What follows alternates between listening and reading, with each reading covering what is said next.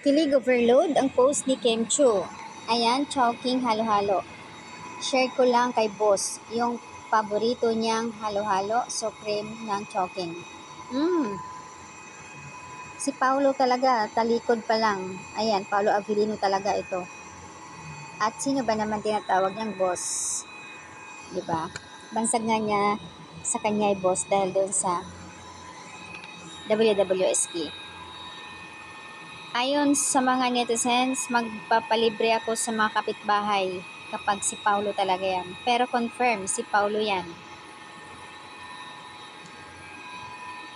May comment pa ang Chowking PH. Sino po si Boss Chowking? Is it Paulo Avellino? Wow, samot-saring reaction ng mga netizens dito. Another hint ha, please. Paki-reveal po. Sino si Boss?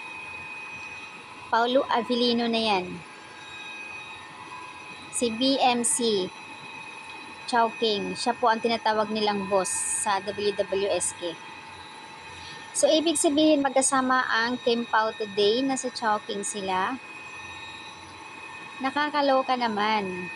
Confirm, boss BMC nga, kilig overload naman kayo, Kim Pao.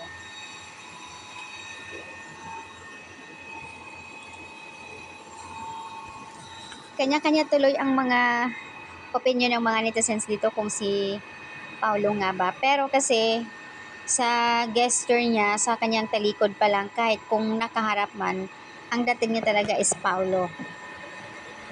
Pangalawa, boss ang tawag niya dahil nga boss nga niya doon sa WWSP.